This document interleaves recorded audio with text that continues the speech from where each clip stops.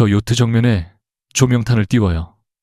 오늘 밤 내가 살아있다는 걸 저 사람들이 직접 보게 할 거예요. 결혼 7주년 밤, 윤서아는 남편 문재혁이 준비한 요트 여행이 사랑을 되돌리기 위한 마지막 선물이라고 믿었다. 그러나 바다 한가운데에서 기다리고 있던 것은 화해가 아니라 거액의 보험금과 다른 여자를 위해 준비된 죽음이었다. 차가운 바다 밑으로 가라앉던 서아를 끌어올린 사람은 수년 만에 다시 나타난 남자 차도겸이었다. 하지만 너무 완벽했던 구조에는 설명되지 않는 흔적이 남아 있었다. 그리고 서아는 아직 알지 못했다. 자신을 죽이려 한 남자보다 자신을 구한 남자가 더 오래 그녀를 지켜보고 있었다는 사실을. 윤서아가 와인잔을 내려놓았을 때 문재혁은 이미 3번째로 시계를 보고 있었다. 결혼 7주년을 축하하기 위해 부산 남쪽 바다까지 빌렸다는 요트의 라운지는 지나치게 조용했고 유리창 너머 검은 바다는 끝이 보이지 않았다. 서아는 오늘만큼은 의심하지 않으려 했다. 지난 반년 동안 새벽에 들어오는 날이 많아졌던 남편도, 전화만 오면 발코니로 나가던 습관도, 자신과 눈을 맞추지 않게 된 것도 모두 회사가 어려워졌기 때문이라고 믿고 싶었다. 그래서 재혁이 갑자기 여행을 제안했을 때 어리석을 만큼 기뻤다. 그녀가 조심스럽게 우리 다시 시작할 수 있는 거지? 라고 묻자 재혁은 대답 대신 잔을 들었다. 오늘만큼은 회사 얘기하지 말자. 서아가 희미하게 웃으며 난 회사 얘기를 한 게 아니야 라고 하자 그의 입꼬리가 아주 잠깐 굳었다. 그때 복도 쪽에서 하이힐 소리가 들렸다. 서아는 고개를 돌렸고 흰색 실크 원피스를 입은 오세린이 라운지로 들어오는 모습을 보았다. 재혁의 회사 재무팀에서 일하다 몇 달 전 사직했다던 여자였다. 서아가 자리에서 천천히 일어나며 왜 이 사람이 여기 있어? 라고 묻자 재혁은 이번에는 시계를 보지 않았다. 서아야 앉아. 내 질문에 대답해. 앉아서 얘기하자니까 세린이 난처한 표정을 가장하며 언니, 오해하지 마세요. 라고 말하는 순간 서아의 얼굴에서 마지막 웃음이 사라졌다. 나한테 언니라고 부르지 마. 재혁은 짜증스러운 숨을 내쉬며 넥타이를 느슨하게 풀었다. 서아에게 너무 익숙한 몸짓이었다. 결혼 초에는 힘든 일이 생길 때마다 그녀의 무릎에 머리를 기대고 같은 행동을 했다. 그때마다 서아는 그의 셔츠 깃을 정리해주며 반드시 잘 될 거라고 말했다. 지금 생각하면 자신은 그 남자의 실패를 너무 오래 대신 견뎌주고 있었다. 재혁이 낮은 목소리로 세린이는 내 회사 문제 때문에 같이 온 거야 라고 하자 서아는 헛웃음을 흘렸다. 퇴사한 사람이 왜 회사 문제 때문에 우리 결혼기념일 여행에 와? 세린이 대표님 혼자 감당하기 어려운 일이 있어서요 라고 끼어들자 서아는 그녀의 손목에 채워진 팔찌를 보았다. 지난 겨울 재혁이 거래처 선물이라고 결제 내역을 설명했던 바로 그 브랜드였다. 심장이 이상하리만큼 차분해졌다. 그 팔찌도 회사 문제야. 세린의 손이 급하게 테이블 아래로 내려갔다. 재혁이 목소리를 높였다. 그만해. 이런 식으로 사람 몰아붙이는 버릇 때문에 내가 집에 들어가기 싫었던 거야. 서아는 한동안 아무 말도 하지 않았다. 그리고 아주 천천히 물었다. 내가 언제부터 당신을 집에 들어오기 싫게 만든 사람이 됐어? 재혁은 시선을 피했다. 결혼했다고 평생 숨 막히게 살아야 하는 건 아니잖아. 숨 막혔어. 그래. 네가 해준 것들 하나하나 기억하라고 강요하는 것 같았어. 그 말은 예상하지 못한 방향에서 들어온 칼이었다. 서아가 그의 첫 사무실 보증금을 마련하려고 자신의 적금을 깨던 날도, 직원들 월급이 밀렸을 때, 어머니가 남긴 귀금속을 팔았던 일도 모두 그가 부탁해서 한 것이 아니었다. 그녀는 사랑해서 했다. 그런데 재혁에게 그 사랑은 어느 순간 빚이 되어 있었다. 세린은 조용히 와인을 따르며 두 사람 사이의 침묵을 지켜보았다. 하지만 그녀의 손끝은 조금 떨리고 있었다. 오늘 밤 계획이 감정 싸움으로 길어지는 것을 원하지 않았기 때문이다. 재혁도 같은 생각이었다. 그의 회사는 석 달 안에 갚아야 할 채무를 막지 못하면 사실상 끝이었다. 그는 투자 실패를 숨기기 위해 또 다른 자금을 끌어왔고 그 돈마저 사라졌다. 서아는 정확한 액수까지 모르고 있었지만 최근 그가 공동명의 부동산과 각종 계약서를 유난히 자주 확인했다는 사실은 알고 있었다. 그녀는 며칠 전 서재에서 우연히 보험사 봉투를 발견했으나 제역이 직원 단체 보험이라고 둘러대자 더 묻지 않았다. 바로 그 순간이 떠오르자 서아의 등 뒤로 서늘한 감각이 지나갔다. 그녀가 제여가 지난달에 나한테 서명하라고 했던 서류 있지? 라고 묻자 그의 표정이 눈에 띄게 굳었다. 갑자기 그건 왜 보험 관련 서류였어? 내가 설명했잖아. 직원 보험이라면서 왜 내 주민등록 서류가 필요했는데. 세린이 제역을 바라보았다. 짧은 시선이었지만 서아는 놓치지 않았다. 제역은 잔을 탁 내려놓고 일어섰다. 너 술 취했어. 바람 좀 쐬고 들어가. 서아도 자리에서 일어났다. 아니, 지금 설명해. 윤서아. 내 이름 그렇게 부르지 말고 대답해. 제혁의 얼굴에서 남편의 표정이 사라졌다. 사업장에서 직원들을 몰아붙일 때 사용하던 차갑고 낯선 얼굴이었다. 모르는 게 너한테 더 좋아. 서아가 라운지를 빠져나와 가판으로 향한 것은 화가 나서가 아니었다. 갑자기 숨을 쉬기 어려워졌기 때문이었다. 바깥 공기가 폐를 찌를 만큼 차가웠지만 오히려 정신은 맑아졌다. 멀리 육지는 이미 작은 불빛조차 보이지 않았다. 휴대전화를 꺼내자 통신 상태는 불안정했고 몇 번이나 화면이 끊겼다. 뒤에서 문이 열렸다. 제혁이었다. 서아는 돌아보지 않은 채 말했다. 나 집에 갈 거야. 배 돌려. 제혁은 대답하지 않았다. 몇 초 뒤 그의 신발 소리가 가까워졌다. 서아야. 이상할 정도로 부드러운 목소리였다. 그녀는 그제야 뒤를 돌아보았다. 왜? 제혁은 오래도록 그녀의 얼굴을 바라보았다. 한때 그가 가장 사랑한다고 말했던 얼굴이었다. 29살의 문제혁은 아무것도 가진 게 없었고 실패할 때마다 서아가 떠날까 두려워했다. 36살의 문제혁은 이제 그녀가 사라져야만 자신의 인생이 시작될 수 있다고 믿고 있었다. 당신이 나한테 할 말이 있다면 지금 해. 서아가 말했다. 제혁은 잠시 입술을 깨물었다. 그에게도 망설임이 없었던 것은 아니다.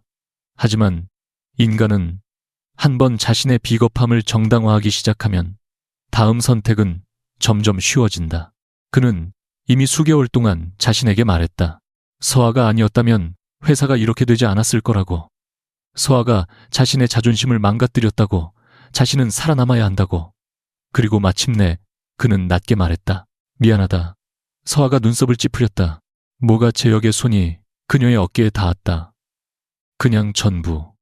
몸이 뒤로 기울어진 순간에도 서아는 처음에는 그가 자신을 붙잡을 거라고 생각했다. 그래서 반사적으로 제역의 손목을 움켜잡았다.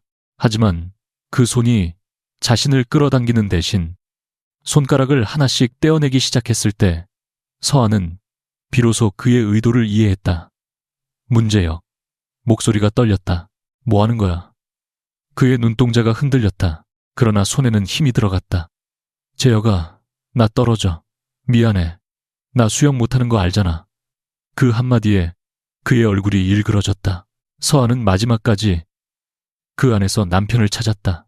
자신이 감기에 걸렸을 때 밤새 이마를 짚어주던 남자 결혼식 날 손을 떨며 절대 혼자 두지 않겠다고 약속했던 남자. 그녀가 울음을 삼키며 나한테 화났으면 이러지 말고 내려가서 얘기해. 내가 뭘 잘못했든 얘기하면 되잖아 라고 매달리자 제혁은 눈을 감았다가 떴다. 네가 잘못한 게 아니야. 그리고 그 말과 동시에 손을 놓았다. 서아의 몸이 난간 밖으로 넘어갔다. 검은 바다가 순식간에 시야를 채웠다.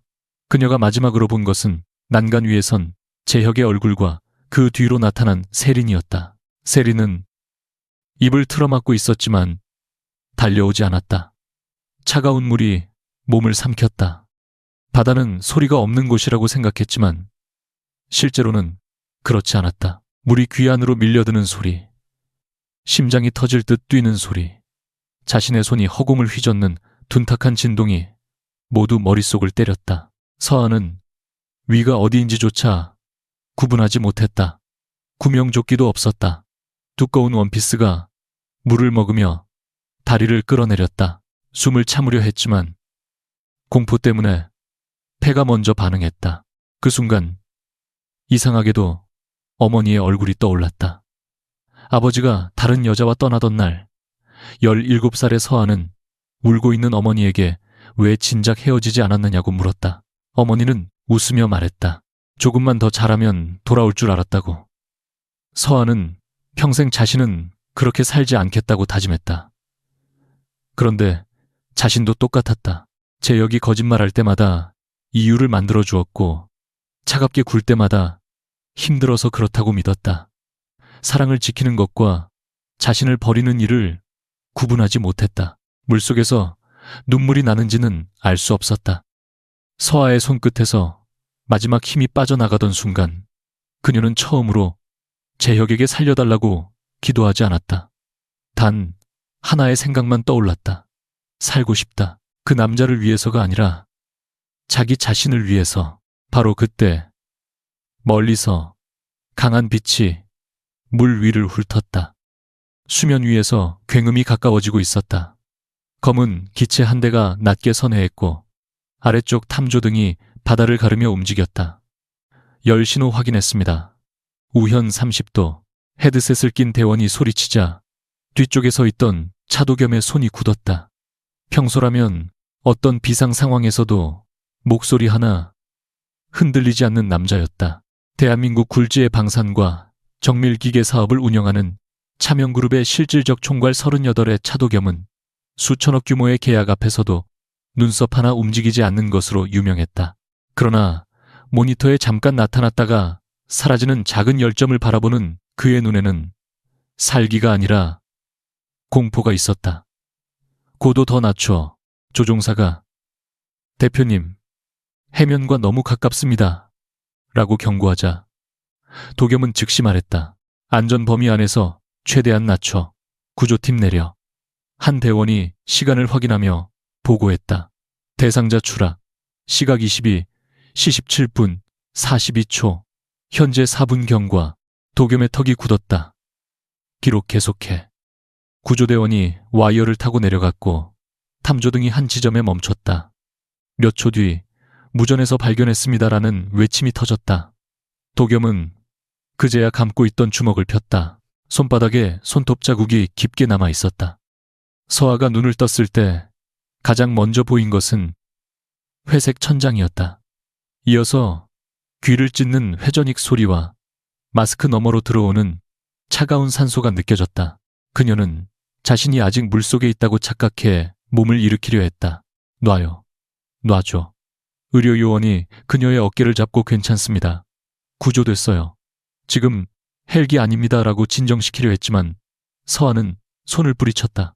그때 반대편 좌석에 앉아있던 남자가 천천히 몸을 숙였다. 조명이 얼굴을 스쳤다.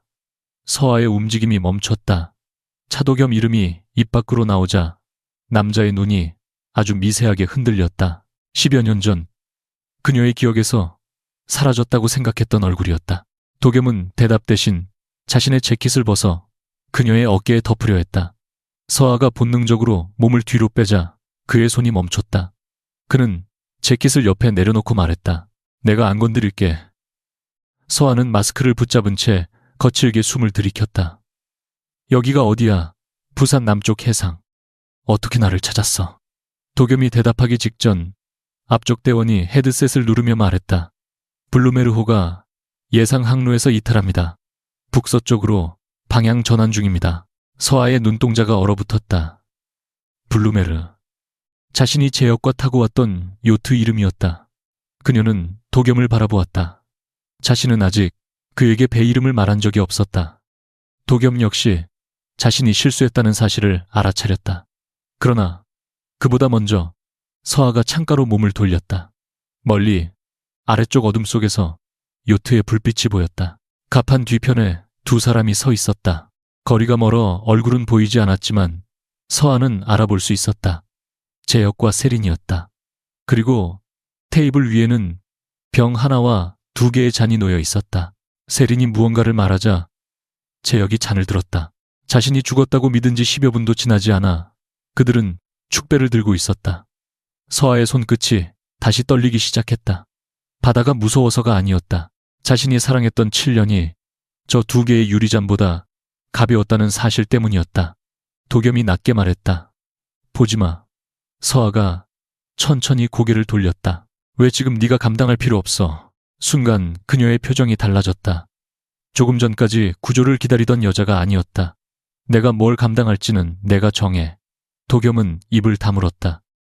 서아는 앞쪽 장비 옆에 고정된 비상용 조명탄 표시를 바라보더니 조종사에게 물었다. 저걸로 사람을 다치게 하지 않고 저 배 앞을 밝힐 수 있어요. 조종사는 도겸을 바라보았다. 도겸은 대답하지 않았다. 서아가 다시 말했다. 배에 쏘라는 게 아니에요. 앞바다를 밝혀주세요. 그리고 창밖의 요트를 보며 차갑게 말했다. 저 요트 정면에 조명탄을 띄워요. 오늘 밤 내가 살아있다는 걸 저 사람들이 직접 보게 할 거예요. 도겸은 몇 초 동안 그녀를 바라보다가 조종사에게 짧게 고개를 끄덕였다. 잠시 뒤 붉고 흰 섬광 하나가 요트에서 충분히 떨어진 앞바다 위로 솟아올랐다. 폭발이 아니라 거대한 신호였다.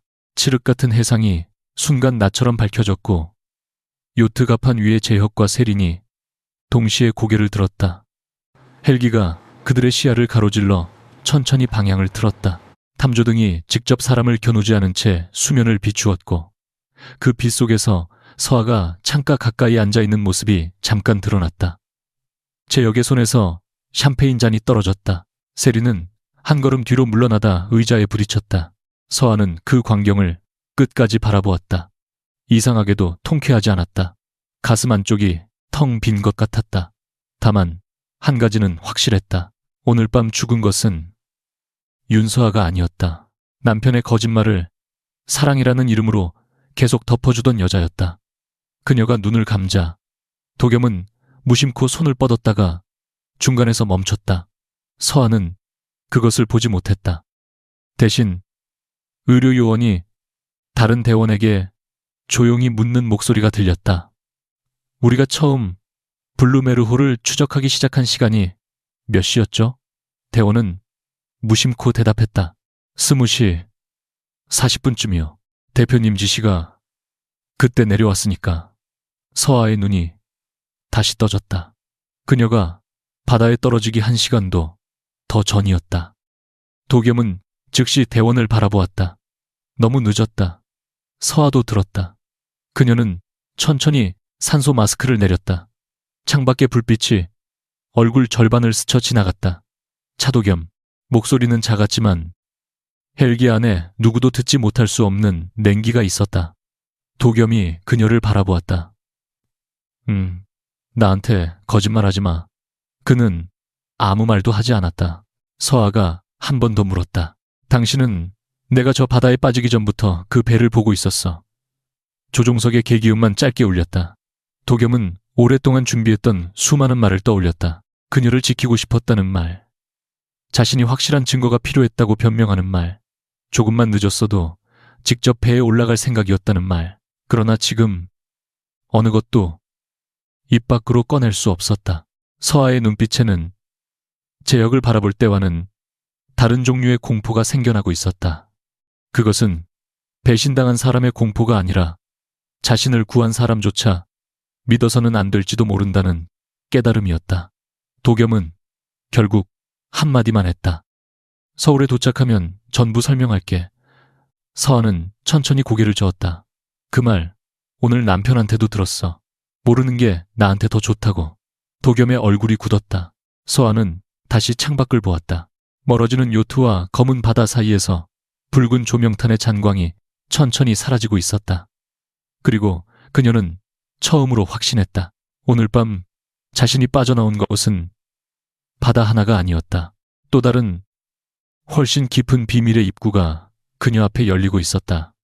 서울로 향하는 헬기 안에서 윤서아는 더 이상 질문하지 않았다.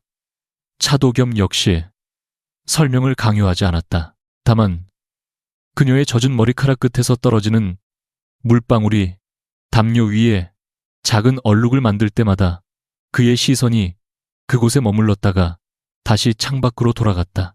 서아는 그 침묵이 오히려 불편했다. 조금 전까지 자신을 죽이려 했던 남편보다 이제는 자신을 구해낸 남자의 침묵이 더 신경 쓰였다. 휴대전화는 바닷물에 젖어 사용할 수 없었고 도겸이 건넨 새 기기를 받으려 하자 화면에 이미 그녀의 이름이 등록되어 있는 것이 보였다. 서아의 손이 멈췄다. 이것도 우연이에요. 도겸이 짧게 말했다. 비상용으로 준비한 거야. 누구 비상용인데요? 그는 대답하지 않았다. 서아는 휴대전화를 다시 그의 쪽으로 밀었다. 필요 없어. 연락할 사람이 있을 거야. 내가 살아있다는 걸 지금 누구에게 알리면 문제역도 알겠죠. 도겸의 눈이 움직였다. 서아는 그 반응을 놓치지 않았다. 당신도 그걸 원하지 않는 것 같은데. 지금은 네가 살아있다는 사실을 공개하지 않는 편이 안전해. 안전해서요. 아니면 당신 계획에 필요해서요.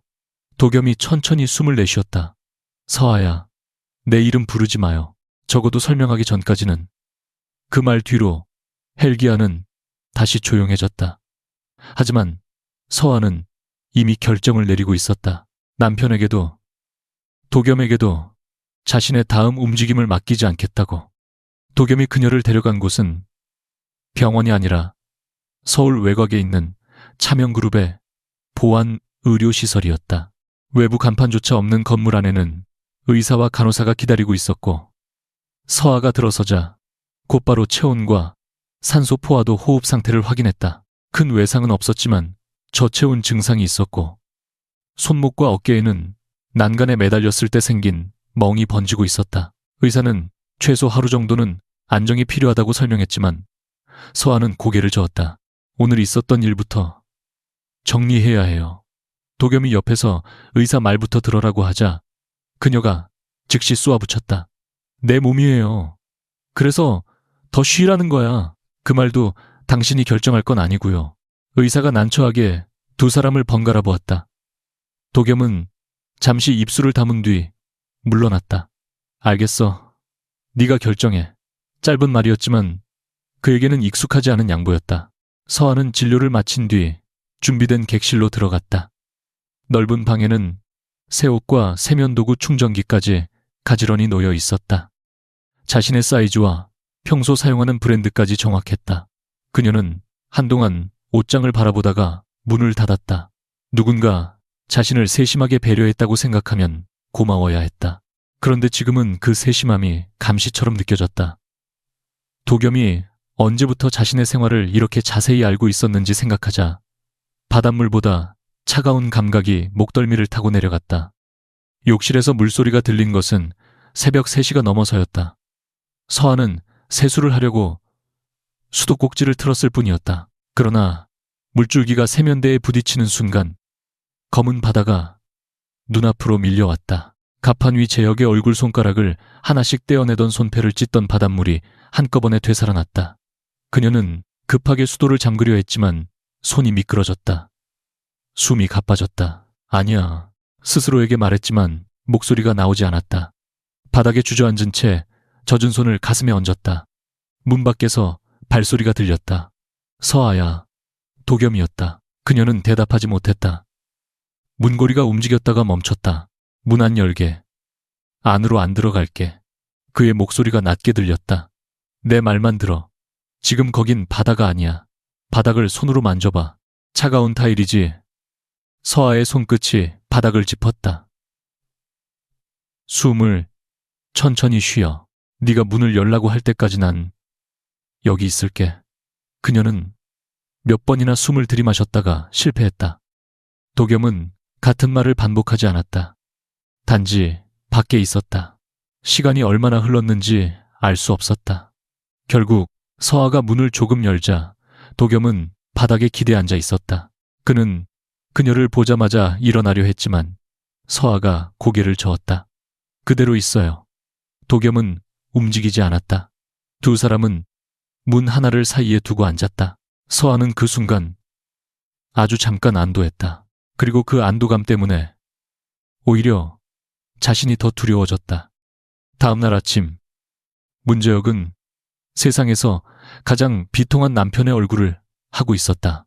블루메르호가 항구에 도착하기 전 그는 이미 선박 운영사에 연락해 아내가 갑판에서 실족했다고 주장했고 세린 역시 같은 진술을 맞췄다. 그는 구조 요청이 늦어진 이유에 대해 서아가 혼자 갑판으로 나간 사실을 뒤늦게 알았다고 설명했다. 하지만 진짜 그를 불안하게 만든 것은 시신이 발견되지 않았다는 사실이 아니었다. 전날 밤 헬기에서 자신을 내려다보던 여자의 얼굴이었다. 세린도 그것을 봤다. 그녀는 호텔방 커튼을 모두 닫은 채 손톱을 물어뜯으며 말했다. 내가 분명히 봤어. 윤서아였어. 재혁은 술잔을 내려놓으며 짜증을 냈다. 빚 때문에 착각한 거야. 둘이 동시에 똑같이 착각했다고. 그럼 살아있다는 거야. 그의 목소리가 갈라졌다. 세린은 대답하지 않았다. 재혁은 휴대전화 화면을 켰다. 보험사 담당자가 남긴 메시지가 있었다. 피보험자의 사망이 법적으로 확인되기 전까지 지급 절차를 진행할 수 없다는 내용이었다. 그는 욕설을 삼키며 화면을 껐다. 세린이 낮게 물었다. 그 보험 정말 문제없는 거 맞아? 문제없어. 당신 회사 자금 막는데 그 돈 없으면 어떻게 되는데? 재혁은 그녀를 노려보았다. 세린 역시 물러서지 않았다. 두 사람의 관계는 사랑보다 공동의 공포로 유지되고 있었다. 서아가 살아있다면 그들은 동시에 모든 것을 잃을 수 있었다. 오전 10시 서아는 도겸에게 회의실을 요구했다. 의료시설 한쪽에 작은 유리방이 준비되자 그녀는 테이블에 앉아 말했다. 내가 확인해야 할 게 있어요. 문재혁이 가입한 보험, 어제 요트 계약, 그리고 선박 운항 기록. 도겸은 그녀 맞은편에 앉지 않고 창가에 섰다. 그 자료는 내가 이미 확보하고 있어. 서아가 비웃듯 말했다. 역시 그런 뜻이 아니야. 뭐 그럼 무슨 뜻인데요? 도겸은 잠시 침묵했다. 블루메르호 운영사가 차명그룹 계열 투자사의 포트폴리오에 포함돼 있어. 네, 남편이 그 배를 빌렸다는 걸 보고받았고 그 과정에서 이상한 점을 발견했어. 서아의 손끝이 굳었다. 이상한 점이 뭐였죠? 운항 일정이 변경됐고 승선 인원이 실제 예약 내용과 달랐어. 그리고 보험계약을 처리한 회사도 우리 금융계열이 투자한 곳과 연결돼 있었어. 서아가 천천히 그를 바라보았다. 그래서 나를 감시했어요. 재혁을 감시한 거야. 나도 그 배에 있었는데 차이가 있어요. 도겸은 대답하지 못했다. 서아는 노트북을 자신의 앞으로 끌어당겼다. 자료 주세요. 편집된 보고서 말고 원본으로 보완 자료가 포함돼 있어. 그럼 내가 봐도 되는 부분만 당신이 결정하겠다는 거네요. 그녀가 자리에서 일어섰다. 필요 없어요. 도겸이 즉시 말했다. 알겠어. 원본으로 줄게. 서아의 발이 멈췄다. 조건 없이요. 조건 없이. 자료를 확인하는데 3시간이 걸렸다. 서아는 문재혁이 지난 5달 동안 자신의 생명보험 보장액을 단계적으로 늘려왔다는 사실을 처음 알았다. 한 번에 큰 계약을 넣으면 의심을 살 수 있다는 점을 의식한 듯 여러 계약으로 나뉘어 있었다. 일부 서류에는 그녀가 내용을 충분히 이해했다고 표시되어 있었지만 실제로는 재혁이 회사 관련 서류라며 서명을 받아간 것들이었다. 서아는 자신의 이름 아래 놓인 서명을 한참 바라보았다. 속은 느낌보다 더 고통스러운 것은 자신이 의심할 기회를 여러 번 스스로 버렸다는 사실이었다. 도겸은 그녀가 자책하는 표정을 알아차렸다.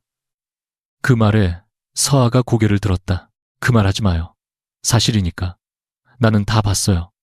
새벽마다 들어오는 것도, 휴대전화 숨기는 것도, 갑자기 내 재산 서류를 찾는 것도. 그런데 계속 이유를 만들어줬어요. 그녀는 웃었지만 눈은 젖어 있었다. 내가 사랑한다고 믿었던 사람이 사실은 오래전부터 나를 죽을 사람으로 계산하고 있었는데 나는 그 사람 저녁까지 차려줬어요. 도겸이 한 걸음 다가왔다가 멈췄다. 서아는 스스로 눈물을 닦았다. 불쌍하게 보지 마요. 지금 내가 필요한 건 위로가 아니라 기록이에요. 그리고 다시 화면을 바라보았다. 몇 분 뒤 그녀의 표정이 변했다. 헬기 운항 기록이었다. 출발 승인 시각은 전날 저녁 8시 12분. 블루메르호를 추적하기 시작했다는 내부 기록은 8시 40분. 자신이 바다에 떨어진 것은 10시 17분이었다. 서아는 화면을 돌려 도겸에게 보여주었다. 2시간 가까이 전이네요.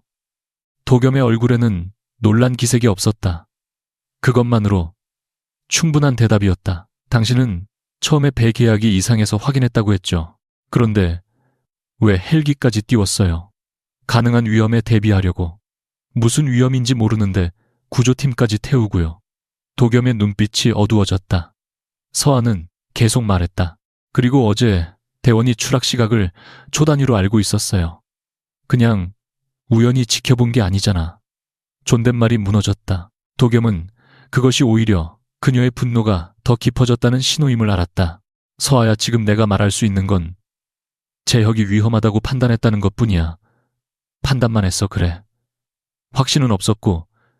도겸의 침묵이 길어졌다. 서아는 의자를 뒤로 밀었다. 좋아. 지금은 대답하지 마. 나도 당신한테서 억지로 답을 듣고 싶지 않아. 어디 가려고? 내가 묵을 곳을 정하려고요. 여기가 제일 안전해. 그녀가 차갑게 웃었다. 또 그 말이네. 안전. 도겸은 입술을 굳게 다물었다. 서아는 그를 똑바로 보며 말했다. 문제혁도 늘 그랬어요. 투자 얘기는 어려우니까 내가 몰라도 된다고. 계약서는 복잡하니까 자기가 알아서 한다고. 결국 모르는 채로 살다가 바다에 떨어졌죠. 그러니까 앞으로 누가 나한테 안전하다고 말하면서 정보를 숨기면 난 그 사람부터 의심할 거예요. 그날 오후 서아는 도겸이 마련한 숙소를 떠나지는 않았다. 대신 자신의 조건을 내걸었다. 경호는 받되 방 안에 사람을 들이지 않을 것, 위치 추적 기능이 있는 기기는 사용하지 않을 것, 제혁에 관한 자료는 누락 없이 공유할 것, 자신의 생존 공개 시점은 자신이 결정할 것. 도겸은 4가지 조건을 모두 받아들였다. 한 가지 더. 서아가 말했다. 내 대신 복수하지 마요. 그가 눈을 들었다. 내가 그런다고 했어. 당신은 할 수 있으니까. 그게 문제야, 네. 내가 이번에도 누군가 뒤에 숨어서 살아남으면 아무것도 달라지지 않아요. 그녀는 창밖을 바라보았다. 유리 너머로 한강이 멀리 보였다. 물빛을 보는 순간 손끝이 떨렸지만 이번에는 시선을 피하지 않았다. 문제혁이 왜 나를 죽이려 했는지, 누가 도왔는지, 무엇을 얻으려 했는지 내가 확인할 거예요. 그리고 내가 끝낼 거예요. 도겸은 오랫동안 그녀를 바라보았다. 예전의 서아라면 누군가 상처 입지 않도록 자신이 먼저 양보했을 것이다. 지금 그녀는 살아남기 위해 처음으로 자기 편에 서고 있었다. 그는 낮게 대답했다. 알겠어. 서아가 고개를 돌렸다. 그리고 나한테 허락 없이 손대지 마요. 내 생활에도, 내 결정에도. 도겸의 눈동자가 잠깐 흔들렸다. 알겠어. 이번에는 말이 조금 늦었다. 밤이 되자 서아는 다시 혼자 자료를 열었다. 보험 계약서의 지급 조건과 신청 날짜, 문제혁 회사의 자금 흐름, 블루메르호 임대 계약서를 하나씩 비교했다. 그러다 그녀는 두 문서 하단에서 비슷한 이름을 발견했다. 보험사 지분을 보유한 투자법인과 요트 운영사의 대주주가 서로 다른 회사처럼 보였지만 최종 투자관리사는 동일했다. 차명인베스트먼트. 서아는 화면을 확대했다. 우연이라고 보기에는 너무 정확했다. 그때 문이 2번 두드려졌다. 도겸이었다. 들어가도 돼. 서아는 잠시 망설이다. 문 앞에서 말해요. 라고 했다. 그는 그대로 멈췄다. 제혁이 오늘 오후 보험사에 사고 접수를 했어. 서아는 웃음조차 나오지 않았다. 자신이 죽은 지 하루도 지나지 않았는데 남편은 이미 돈을 신청하고 있었다. 도겸이 덧붙였다. 아직 지급 절차는 시작되지 않았어. 당연하겠죠. 시신도 없으니까. 잠시 침묵이 흘렀다. 서아가 모니터를 바라본 채 물었다. 차도겸. 응. 보험사도 그 요트 회사도 결국 당신 쪽이네요. 문 밖의 남자는 대답하지 않았다. 서아가 천천히 의자에서 일어났다. 그러면 문재혁이 나를 죽이려고 준비하는 동안 그 계획은 계속 당신 회사들 안을 지나가고 있었던 거잖아. 이번에도 침묵이었다. 그것은 이미 충분한 답이었다. 서한은 처음으로 확신했다. 도겸이 우연히 너무 많은 것을 알게 된 것이 아니다. 그는 아주 오래전부터 퍼즐 조각을 하나씩 모으고 있었다. 문제는 단 하나였다. 그가 완성된 그림을 언제부터 보고 있었느냐는 것. 윤수아가 차도겸에게 다시 자료를 요구한 것은 다음 날 오전 6시였다. 밤새 한숨도 자지 못한 얼굴이었지만 목소리는 오히려 차분했다. 그녀는 회의실 중앙에 노트북을 펼쳐놓고 블루메르호의 운항 기록, 헬기 비행 기록, 보험사 내부 조회 기록을 시간 순으로 정렬했다. 어제는 당신 회사들이 계획의 통로였다는 것까지만 확인했어요. 오늘은 당신이 어디까지 알고 있었는지 볼 거예요. 도겸은 그녀 맞은편에 앉았다. 필요한 자료는 다 넘겼어. 아니요. 구조팀 내부 기록이 빠졌어요. 그건 보안 등급이 높아. 서아가 웃지도 않은 채 그를 바라보았다. 또 시작이네요. 도겸의 턱이 굳었다. 그녀는 화면을 돌렸다. 여기 헬기 출발 승인 시각이 8시 12분이에요. 그런데 구조팀 개인 장비 활성화 기록은 7시 58분부터 시작됐어요. 일반 순찰이 아니라 처음부터 구조 장비를 준비했다는 뜻이죠. 그는 아무 말도 하지 않았다. 서아가 낮게 덧붙였다. 그리고 당신은 어제 재혁이 위험하다고 판단했을 뿐이라고 했어요. 그런데 단순히 위험한 남편을 감시하면서 구명 장비와 의료 인력까지 미리 태우지는 않죠. 도겸의 시선이 화면에서 그녀의 얼굴로 올라갔다. 뭘 듣고 싶은 거야? 내가 듣고 싶은 답은 없어요. 사실만 말해요. 뭐라, 깐가, 그리고 각기. 도겸은 결국 별도의 보안 서버를 열었다. 화면에 뜬 것은 블루메르호의 외부 카메라 영상과 통신 기록 일부였다. 서아는 재생 버튼을 누르기 전 손을 잠깐 멈췄다. 화면 속 자신을 다시 보는 일이 두려웠다. 하지만 곧 손가락을 움직였다. 저녁 7시 30분 재혁이 승선하기 전 세린과 선착장 구석에서 대화하는 모습이 잡혔다. 음성은 없었지만 세린이 계속 손목시계를 확인했고 재혁은 주위를 경계했다. 8시 10분에는 재혁이 직원에게 선미 쪽 비상구명 장비를 다른 보관함으로 옮기라고 지시하는 모습이 보였다. 8시 54분. 그는 혼자 갑판 난간 주변을 서성이다 아래를 내려다보았다. 서아의 얼굴에서 혈색이 사라졌다. 당신은 이걸 실시간으로 봤어요. 도겸은 곧바로 대답하지 않았다. 그 짧은 지연이 그녀를 더 차갑게 만들었다. 차도겸, 일부는 실시간으로 봤어. 어떤 부분, 구명 장비를 옮기는 장면. 서아의 손이 천천히 주먹을 쥐었다. 그때도 배를 세우지 않았고 법적으로 강제로 정선시킬 명분이 없었어. 경고는 할 수 있었잖아. 나한테 연락은 할 수 있었잖아. 도겸은 침묵했다. 서아는 화면 속 재혁이 난간 높이를 확인하는 모습을 끝까지 바라본 뒤 영상을 멈췄다. 이제 법적 권한 같은 말로는 설명되지 않는 공백이 남아 있었다. 그 공백을 메운 것은 구조팀장의 보고서였다. 서아는 문서 끝부분에서 한 문장을 찾아냈다. 위험 징후 확인 이후 대상자에게 직접 경고할지 여부를 대표에게 보고했으나 대기 지시를 받음. 그녀는 그 문장을 3번 읽었다. 눈앞의 글자가 제대로 읽히지 않는 것 같아 확대까지 했다. 하지만 내용은 변하지 않았다. 서아가 천천히 고개를 들었다. 대기 지시. 도겸의 표정이 굳었다. 설명할게. 당신이 내게 연락하지 말라고 했어요. 그때는 확실한 증거가 없었어. 방금 당신 입으로 구명 장비를 치우는 걸 봤다고 했잖아. 그것만으로 살인을 단정할 수는 없었어. 그래서 기다렸어. 그녀의 목소리가 처음으로 흔들렸다. 도겸은 한동안 그녀를 바라보다 결국 눈을 피하지 않고 말했다. 그래. 그 한 글자가 방 안의 공기를 바꿨다. 서아는 자신도 모르게 한 걸음 뒤로 물러났다. 어디까지 기다리려고 했는데 네가 위험해지는 순간 즉시 개입할 준비였어. 위험해지는 순간 그녀가 헛웃음을 흘렸다. 나 이미 바다에 떨어졌어. 구조팀은 바로 움직였어. 4분이나 물속에 있었어. 우리가 놓친 게 아니야. 위치를 계속 추적하고 있었어. 그 말이 오히려 더 끔찍했다. 서아의 얼굴이 굳었다. 그러니까 당신은 보고 있었네. 도겸은 처음으로 감정을 감추지 못했다. 내가 널 죽게 두려던 게 아니야. 그럼 뭐였어? 네가 직접 확인해야 했어. 서아의 눈이 커졌다. 도겸은 자신이 멈춰야 한다는 걸 알면서도 이미 시작한 말을 삼키지 못했다.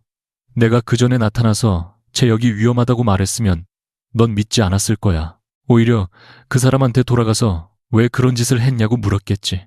제역이 한번 울고 힘들었다고 말하고 실수였다고 하면 넌 또 이유를 찾아줬을 거야. 그래서 이번에는 네가 직접 봐야 한다고 생각했어. 서아는 잠시 아무 말도 하지 않았다. 그 침묵이 도겸에게는 차라리 고함보다 무서웠다. 마침내 그녀가 입을 열었다. 내가 직접 뭘 봐야 했는데 그 남자가 어떤 인간인지, 내 남편이 나를 죽일 수 있는 인간이라는 걸 증명하려고 나를 죽을 뻔하게 놔뒀다는 거야. 죽게 두진 않았어. 그게 당신한테 중요한 차이야. 도겸은 입을 다물었다. 서아가 가까이 다가왔다. 그녀의 손이 올라갔다. 짧고 날카로운 소리와 함께 손바닥이 그의 뺨을 때렸다.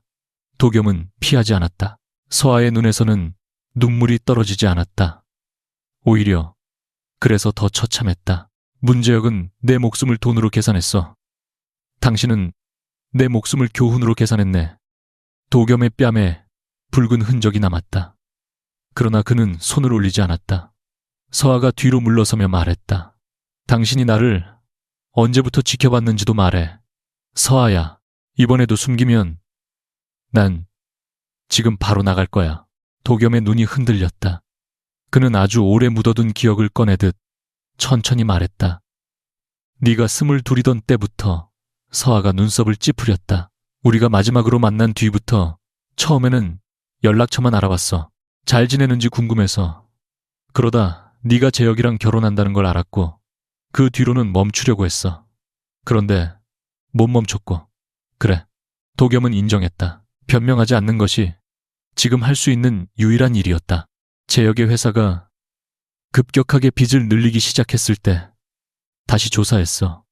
그 과정에서 내 명의로 보험이 늘어난 걸 봤고 블루메르호 예약까지 이어졌어. 서아는 그를 바라보다 낮게 물었다. 나를 사랑했어요. 도겸의 숨이 떴는 듯했다. 지금도. 그런데 사랑하는 사람이 바다에 떨어지는 걸 기다렸어요. 이번에는 그가 대답하지 못했다. 서아는 씁쓸하게 웃었다. 내가 그날 죽었으면 어떻게 하려고 했는데. 도겸의 얼굴에서 처음으로 완전한 두려움이 드러났다. 그런 일은 없었을 거야. 그 말이 바로 당신 문제야. 그녀는 고개를 저었다. 당신은 모든 걸 통제할 수 있다고 믿어. 그날 서아는 짐을 쌌다. 도겸이 준비해둔 옷은 하나도 가져가지 않았다. 처음 입고 들어온 옷은 이미 사용할 수 없었기에 직원에게 부탁해 가장 평범한 셔츠와 바지 하나만 구매해달라고 했다. 도겸은 복도에서 그녀를 기다리고 있었다. 어디로 갈 건데 내가 정할 거예요. 재혁은 네가 살아있다는 걸 의심하고 있어. 혼자 움직이면 위험해. 경찰이나 변호사를 통해 필요한 보호를 요청할 수 있어요. 그 사람을 너무 가볍게 보면 안 돼. 서아가 멈춰 섰다. 내가 누구를 가볍게 봤는지는 이제 알아요. 그런데 당신도 똑같은 말을 하고 있어. 내가 판단하지 못하니까 당신 말을 들으라고. 그 뜻이 아니야. 그러면 내 선택을 존중해. 도겸은 한 걸음도 움직이지 못했다. 그에게는 서아를 이 건물에 머물게 할 수 있는 방법이 수십 가지 있었다. 경호 문제를 이유로 출입을 제한할 수도 있었고, 의료진을 통해 안정이 필요하다고 설득할 수도 있었다. 그는 그런 방법들을 너무 잘 알고 있었다. 그래서 더 늦기 전에 스스로 뒤로 물러섰다. 알겠어. 서아가 잠깐 그를 바라보았다. 예상하지 못한 대답이었다. 도겸은 휴대전화를 꺼내 테이블 위에 올려놓았다. 이건 추적 기능 없는 기기야. 내가 연락하지 않을게. 네가 필요할 때만 연락해. 서아는 받지 않으려다 잠시 망설인 뒤 기기를 집었다. 그것은 용서가 아니었다. 단지 선택이었다. 서아가 향한 곳은 오래 알고 지낸 대학 선배이자 변호사인 김수연의 작은 사무실이었다. 그녀는 모든 것을 설명하지 않고 우선 자신의 생존 사실을 외부에 공개하지 않은 상태에서 법률적 보호를 받을 수 있는 방법과 증거, 보존 절차만 물었다. 수연은 얼굴이 굳었지만 감정적으로 나서지 않았다. 네가 직접 수집하면 증거 가치가 문제가 될 수 있는 부분도 있어. 확보 경위부터 정리해야 해. 서아는 고개를 끄덕였다. 처음으로 누군가 자신의 대신 해결하겠다고 하지 않고 선택지를 설명해 주는 것이 이상할 정도로 안도감을 주었다.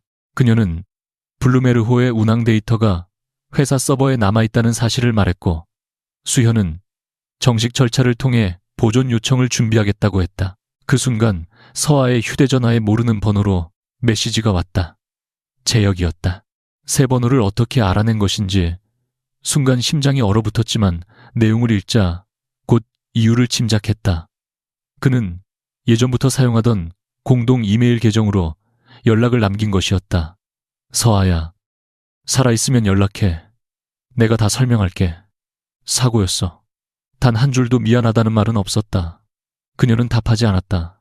대신 메시지 화면을 저장해 수연에게 넘겼다. 이제 자신은 설명을 듣기 위해 그에게 돌아가지 않을 것이다. 한편 재혁과 세린 사이에는 금이 빠르게 커지고 있었다. 세린은 회사 자금 담당자였던 만큼 재혁보다 먼저 상황을 이해했다. 보험금은 당장 나오지 않았고 요트 운영사는 사고 관련 자료를 외부 제출하지 말라는 내부 보존 지시를 받았다. 무엇보다 이상한 것은 그 지시가 사고가 알려지기도 전에 내려왔다는 사실이었다. 세린은 재혁에게 말했다. 누가 우리를 보고 있었어. 재혁은 신경질적으로 웃었다. 경찰도 아직 제대로 조사 시작 안 했어. 경찰 말고 입 뻗는 그렇카. 그녀는 태블릿 화면을 내밀었다. 안징한저 나인그 부피 블루메르호 운영사의 투자구조 일부였다. 최상단에 차명인 베스트먼트가 있었다. 재혁의 얼굴이 굳었다. 차도겸이라는 이름을 모르는 사업가는 거의 없었다. 세린이 낮게 물었다. 윤수아가 그 사람이랑 무슨 관계야? 재혁은 대답하지 못했다. 결혼 생활 내내 서아에게 과거 남자 이야기를 들은 적은 없었다. 그러나 헬기에서 그녀를 바라보던 남자의 실루엣이 떠올랐다. 그날 자신들이 본 것이 정말 윤서아였다면 상황은 단순한 살인 미수보다 훨씬 위험해지고 있었다. 재혁은 이를 악물었다. 서아를 먼저 찾아야 해. 세린이 차갑게 되물었다. 살아있으면 또 죽이려고. 재혁은 대답하지 않았다. 그 침묵에 이번에는 세린이 처음으로 그를 두려워했다. 해가 진 뒤 서아는 사무실 옥상으로 올라갔다. 멀리 한강이 보였다. 낮보다 검은 수면이 더 선명하게 느껴지는 순간 그녀의 숨이 짧아졌다. 손바닥에 식은땀이 맺혔다. 당장 계단으로 내려가고 싶었다. 하지만 그녀는 난간에서 충분히 떨어진 곳에 서서 눈을 감지 않았다. 여긴 바다가 아니야. 전날 욕실 문 밖에서 도겸이 했던 말을 자신에게 되풀이했다. 이번에는 그의 목소리가 아니라 자신의 목소리로. 천천히 숨을 들이마시자 떨림이 조금씩 가라앉았다. 그때 휴대전화가 진동했다. 도겸의 전화가 아니었다. 그가 약속을 지키고 있다는 사실이 오히려 마음 한쪽을 아프게 했다. 대신 수연이 보낸 파일이었다. 블루메로우 서버에서 보존된 기본 운항 로그 목록. 서아는 화면을 내리다가 한 항목에서 멈췄다. 선미 갑판 출입문 개폐 기록과 객실 카드키 기록이 분 단위로 남아 있었다. 재혁이 자신을 따라 갑판으로 나온 시간, 세린이 뒤따라온 시간, 그리고 사건 직후 두 사람이 라운지로 돌아간 시간까지. 누군가 갑자기 나타나 증언해줄 필요는 없었다. 그날 밤 배 자체가 모든 것을 기억하고 있었다. 서아는 검은 강물을 바라보았다.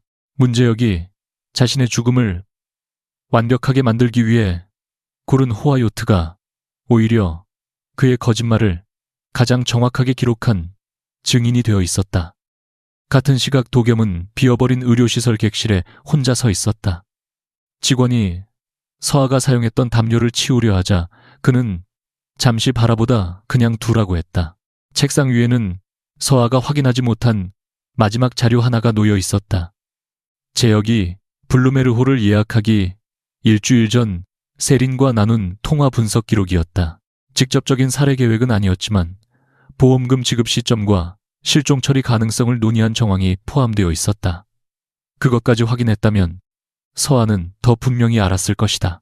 도겸은 단순히 위험을 의심했던 것이 아니다. 그는 계획의 형태를 거의 완성해 놓고도 기다렸다. 비서가 조심스럽게 물었다. 대표님, 윤서아 씨 위치는 확인하지 않을까요? 도겸은 오랫동안 대답하지 않았다. 예전 같았다면 이미 차량과 경호팀을 붙였을 것이다. 그는 창밖을 바라보다 말했다. 하지마. 혹시 문 대표가 먼저 접근하면 위험할 수 있습니다. 도겸의 손이 굳었다. 그 두려움이 바로 자신을 다시 예전 방식으로 움직이게 만드는 힘이라는 것을 이제는 알고 있었다. 그래도 하지마. 윤서아 씨가 요청하기 전까지는. 비서가 나간 뒤 그는 혼잣말처럼 낮게 말했다. 이번에는 네 선택을 기다릴게. 하지만 그가 아직 알지 못하는 것이 있었다. 바로 그 순간 서아는 이미 자신을 바다에 던진 남자를 다시 만나기로 결정하고 있었다. 도망치기 위해서가 아니라 그 남자가 스스로 입을 열게 만들기 위해서였다. 윤서아가 문제역에게 먼저 연락한 것은 사흘 뒤였다. 연락 방법은 단순했다. 오래전 두 사람이 함께 쓰던 이메일 계정에 짧은 문장 하나를 남겼다. 내일 오후 3시 성수동 창고 카페. 혼자 와. 재혁은 메시지를 읽은 뒤 10분 동안 답하지 못했다. 살아있다는 사실을 이미 의심하고 있었지만 직접 연락이 오자 오히려 공포가 현실이 되었다. 그는 세린에게 아무 말도 하지 않고 약속 장소로 향했다. 카페는 오래된 공장을 개조한 곳이라 한낮에도 구석이 어두웠고 테이블 간격이 넓어 다른 사람들의 대화가 잘 들리지 않았다. 재혁이 들어왔을 때 서아는 창가에서 물 한 잔만 놓고 기다리고 있었다. 얼굴에는 화장기가 거의 없었고 목 근처에는 아직 희미한 멍이 남아 있었다. 재혁은 그녀를 보자마자 걸음을 멈췄다. 입술이 몇 번 움직였지만 말이 나오지 않았다. 서아가 먼저 말했다. 왜 그렇게 놀라? 내가 살아있는 걸 봤잖아. 재혁은 주변을 살피며 자리에 앉았다. 서아야, 그날은 사고였어. 그녀가 아주 천천히 미소 지었다. 나를 밀어놓고 사고였다고. 네가 흥분해서 몸을 뒤로 뺐고 내가 잡으려고 했는데 놓친 거야. 서아는 그 말을 끝까지 들었다. 예전 같았다면 그의 목소리에 섞인 떨림을 보고 혹시 정말 기억이 다른 건 아닐까 고민했을 것이다.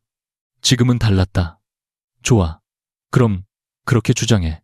재혁의 눈이 흔들렸다. 그녀가 물잔을 만지며 덧붙였다. 대신 내가 원하는 조건을 들어줘. 마. 재혁은 처음에는 자신이 협상할 수 있다고 생각했다. 그것이 그의 가장 오래된 습관이었다. 잘못을 인정하기보다 상대가 무엇을 원하는지 계산한 뒤 가장 싼 대가로 입을 막으려 했다. 그는 상체를 앞으로 숙이며 말했다. 원하는 게 돈이면 줄게. 집도 네 앞으로 넘기고 회사 지분도 정리할 수 있어. 서아는 표정 하나 변하지 않았다. 회사 지분, 지금 가치가 남아있기는 해. 재혁의 얼굴이 굳었다. 그녀는 그의 반응을 확인하고 계속 말했다. 당신 회사가 석 달 안에 막아야 할 돈이 있다는 것도 알아. 그래서 내 보험금이 필요했던 거고. 누가 그런 말을 했어. 중요한 건 그게 아니야. 나는 이혼하고 싶어. 그리고 내가 살아있다는 사실을 어떻게 공개할지는 내가 정할 거야. 재혁이 의심스럽게 바라보았다. 그게 다야. 대신 당신이 알고 있는 걸 전부 적어. 보험 계약이 어떻게 만들어졌는지, 누가 조언했는지, 요트를 왜 골랐는지, 내가 왜 그래야 하지. 안 하면 바로 수사기관에 갈 테니까. 서아는 거짓말하지 않았다. 실제로 김수현과 함께 증거 보존 절차를 준비하고 있었다. 다만 아직 재혁에게는 어느 정도까지 확보했는지 알려주지 않았다. 그녀가 가장 원하는 것은 그의 반응이었다. 재혁은 잠시 침묵하다가 낮게 말했다. 세린이가 먼저 보험 얘기를 꺼냈어. 그 순간 서아는 마음속에서 어떤 문이 닫히는 것을 느꼈다. 예상했던 답이었다. 그는 이미 자신을 살리기 위해 다른 사람을 팔기 시작하고 있었다. 같은 시간 오세리는 재혁의 행적을 뒤쫓고 있었다. 그는 최근 들어 그녀에게 휴대전화를 보여주지 않았고 중요한 연락을 밖에서 받기 시작했다. 세리는 그 변화가 무엇을 의미하는지 너무 잘 알았다. 서아가 살아있다면 재혁은 반드시 책임을 자신에게 넘길 것이라고 생각했다. 그래서 그녀 역시 준비하고 있었다. 재무팀에 있던 시절 개인적으로 보관해둔 메시지와 송금 내역 재혁이 보험 가입 조건을 물어보던 대화, 기록, 요트 예약비를 별도 법인에서 처리하라고 지시한 메일을 모았다. 사랑해서 그런 자료를 남긴 것은 아니었다. 처음부터 재혁을 완전히 믿지 않았기 때문이다. 그는 자신에게 미래를 약속했지만 회사가 어려워질수록 자주 말을 바꿨다. 세린에게도 이번 계획은 출구였다. 투자 손실을 만회하고 자신이 개입한 회계 문제를 덮기 위한 마지막 탈출구. 그런데 이제 그 출구가 자신을 가두는 문이 되고 있었다. 그녀는 재혁이 성수동 카페에서 나오는 모습을 멀리서 확인한 뒤 서아가 살아있다는 것을 확신했다. 몇 시간 후 재혁이 돌아오자 세리는 테이블 위에 태블릿을 내려놓았다. 윤서아 만났지? 재혁의 얼굴이 굳었다. 무슨 소리야? 거짓말하지 마. 나도 살려고 하는 사람이야. 그가 버럭 화를 냈다. 너 때문에 여기까지 왔잖아. 세린이 웃었다. 벌써 시작이네. 당신이 먼저 보험금 계산했고 내가 위험하다고 했을 때도 밀어붙인 건 당신이야. 네가 방법을 찾아왔잖아. 그래. 그래서 다 남겨뒀어. 재혁의 표정이 처음으로 완전히 무너졌다. 서아는 카페에서 돌아온 뒤 김수연의 사무실로 향했다. 수연은 그녀가 녹음기를 꺼내자 먼저 확보 경위를 확인했다. 서아는 공개된 장소에서 자신이 직접 참여한 대화를 기록한 것이라고 설명했고 수연은 그것만으로 모든 문제가 해결되는 것은 아니지만 사건의 경위를 정리하는데 중요한 자료가 될 수 있다고 말했다. 서아는 재혁이 세린을 언급한 부분을 다시 들었다? 목소리에는 죄책감보다 계산이 더 많이 묻어 있었다. 수현이 말했다. 이제 중요한 건 각각의 자료가 서로 연결되는 방식이야. 보험만 보면 단순한 금융 문제라고 주장할 수 있고 요트 기록만 보면 사고라고 우길 수 있어. 하지만 시간 순서가 맞물리면 이야기가 달라져. 두 사람은 보험 계약 날짜, 요트 예약 시점, 구명 장비, 이동 기록, 갑판 출입문, 개폐 시간, 재혁과 세린의 카드키 기록을 하나의 표로 정리했다. 서아가 바다에 떨어진 직후 재혁과 세린은 선미에서 라운지로 돌아갔고 구조 요청은 그보다 훨씬 뒤에 이루어졌다. 더 이상 각각의 우연으로 설명하기 어려웠다. 수현은 정식 절차를 통해 관련 서버 자료가 삭제되지 않도록 보존 요청을 진행하겠다고 했다. 서아는 고개를 끄덕였다. 그리고 마지막으로 말했다. 차도겸 쪽 자료도 같은 방식으로 처리해주세요. 수연이 그녀를 바라보았다. 그 사람은 내 편 아니야. 서아는 잠시 생각한 뒤 답했다. 지금은 편을 나누고 싶지 않아요. 누구든 숨긴 게 있으면 똑같이 확인할 거예요. 그날 저녁 서아는 먼저 도겸에게 연락했다. 병원 시설을 나온 뒤 처음이었다. 차명그룹 본사 최상층의 작은 회의실에서 두 사람이 마주 앉았을 때 도겸은 놀랄 만큼 아무것도 준비시키지 않았다. 경호원도 비서도 차도 없었다. 서아가 먼저 말했다. 자료가 필요해요. 말해. 블루메르호 운영사의 서버 원본, 보존본 보험사 투자 구조. 그리고 당신 팀이 확보했던 영상의 원본 위치. 도겸은 잠시 그녀를 바라보다 물었다. 내가 넘기면 어떻게 쓸 건데? 서아의 표정이 단단해졌다. 그 질문부터 하지 마. 도겸은 즉시 고개를 끄덕였다. 알겠어. 그는 태블릿을 열어 필요한 접근 권한을 담당자에게 넘기라는 지시만 남겼다. 서아가 예상보다 쉽게 일이 진행되자 오히려 눈을 가늘게 떴다. 조건 없어요. 없어. 내 계획도 안 물어보고 네가 말하고 싶으면 듣고 아니면 안 들을게. 서아는 한동안 그를 바라보았다. 도겸에게는 그 몇 초가 어떤 계약 협상보다 길게 느껴졌다. 그녀가 낮게 말했다. 문제역을 만나고 왔어요. 그의 손가락이 아주 미세하게 멈췄지만 그는 어디서 왜 만났는지 묻지 않았다. 서아는 그 반응을 지켜보다 다시 말했다. 예전 같으면 사람 붙였겠죠. 그랬을 거야.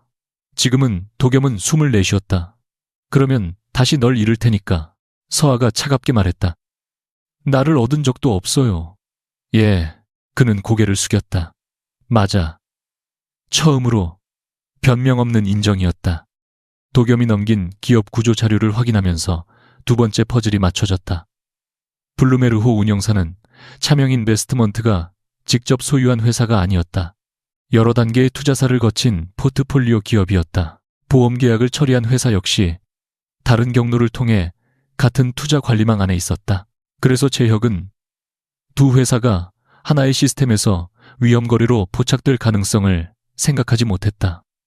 서아는 도겸에게 물었다. 당신이 처음 재혁을 의심한 게 이거였어요. 처음은 보험이었어. 내 이름으로 보장액이 갑자기 늘었고 그 직후 재혁 쪽 법인이 블루메르호를 예약했어. 별개의 거래였으면 지나갔겠지만 내부 위험 관리에서 같은 인물과 연결된 이상 거래로 표시됐어. 그래서 조사를 시작했고 그리고 세린이랑 나눈 통화까지 확인했죠. 도겸의 얼굴이 굳었다. 서아는 이미 책상 위 마지막 자료에서 그 사실을 읽었다. 당신은 거의 다 알고 있었네. 그래, 이번에는 숨기지 않았다. 서아의 목소리가 낮아졌다. 그런데 기다렸고 도겸은 시선을 피하지 않았다. 그 선택은 평생 변명하지 않을게. 사과하면 없어질 일도 아니고. 알아. 서아는 자료를 닫았다. 그럼 한 가지 해줘요. 뭐든 말해.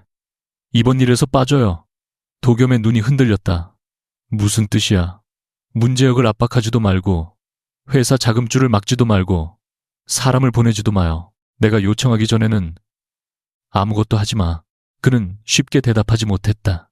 서아는 기다렸다. 결국 도겸이 말했다. 알겠어. 그것은 그가 그녀에게 줄 수 있는 가장 어려운 약속이었다. 이틀 뒤 재혁은 상황을 뒤집기 위해 먼저 움직였다.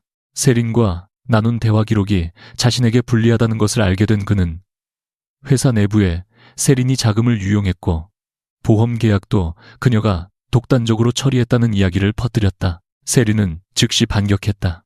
그녀가 보관한 메시지에는 재혁이 직접 보험 보장액을 계산하고 사고가 실종으로 처리될 경우 지급 시점을 질문한 내용이 남아 있었다. 두 사람은 서로를 살리기는커녕 먼저 상대를 밟고 올라가려고 했다. 서아는 수현을 통해 그들이 제출한 자료와 이미 확보한 기록을 비교했다. 재혁이 세린에게 책임을 돌리려 할수록 자신의 지시 흔적이 더 많이 드러났고 세린이 자신을 방어하려 할수록 두 사람이 계획을 함께 논의한 시간이 더 명확해졌다. 마지막으로 블루메르호 서버의 카드키 기록이 결정적인 시간 순서를 완성했다. 서아가 갑판으로 나간 뒤 재혁이 뒤따랐고 몇 분 후 세린이 같은 문을 열었다. 서아가 바다에 떨어진 것으로 추정되는 시간 직후 두 사람은 함께 라운지로 돌아왔다. 하지만 구조 신고는 바로 이루어지지 않았다. 그 사이 샴페인 서비스까지 요청된 기록이 남아 있었다. 수연이 자료를 내려놓으며 말했다. 이제 한 사람의 진술에 기대는 사건이 아니야. 서아는 조용히 대답했다. 그 배가 다 기억하고 있었으니까요. 마지막 대면은 서아가 정한 장소에서 이루어졌다. 그녀는 재혁에게 이혼 조건을 확정하겠다며 수연의 사무실로 오라고 했다. 재혁은 서아가 결국 조용히 합의하려는 것으로 생각했다. 하지만 문을 열고 들어온 순간 세린까지 앉아있는 것을 보고 얼굴이 굳었다. 세린 역시 재혁이 온다는 사실을 몰랐다. 서아는 두 사람 사이에 두꺼운 파일 하나를 내려놓았다. 오늘은 나한테 설명하는 날 아니야. 서로 설명해. 재혁이 이를 악물었다. 이게 무슨 장난이야. 서아가 파일 첫 장을 넘겼다. 보험 계약, 다음은 요트 예약, 다음은 구명장비 이동 시간, 그리고 카드키 기록. 세린의 얼굴이 하얗게 질렸다. 재혁은 서류를 훑다가 소리쳤다. 이건 차도겸이 만든 거지. 그 사람이 네 뒤에 있으니까 네가 이러는 거잖아. 서아는 그 말을 듣고 오히려 차분해졌다. 아니, 그래서 오늘 그 사람은 여기 없어. 당신은 아직도 이해 못하네. 나는 누군가 뒤에 숨어서 온 게 아니야. 그녀는 재혁을 똑바로 바라보았다. 당신들이 남긴 기록을 따라온 거야. 재혁이 세린을 가리키며 보험은 저 여자가 설계했어. 라고 소리치자 세린은 휴대전화를 꺼내 테이블 위에 던졌다. 그럼 이것도 내가 혼자 보낸 거라고 해봐. 화면에는 재혁이 직접 지급 시기와 실종 처리 가능성을 묻는 메시지가 떠 있었다. 서로를 향한 마지막 동맹이 그 자리에서 무너졌다. 재혁은 한참 동안 말을 잃었다가 갑자기 서아를 바라보았다. 너 처음부터 다 알고 나를 만난 거야. 서아는 고개를 저었다. 아니, 당신을 만나서 마지막 조각을 확인했어. 살아남으려고 세린 씨를 버릴 수 있는지. 세린의 얼굴이 일그러졌고 재혁은 자리에서 벌떡 일어났다. 내가 없었으면 너도 아무것도 아니었어. 오래전 같았다면 그 말은 서아를 무너뜨렸을 것이다. 그녀는 결혼을 지키지 못한 자신의 실패를 증명하는 말로 받아들였을 것이다.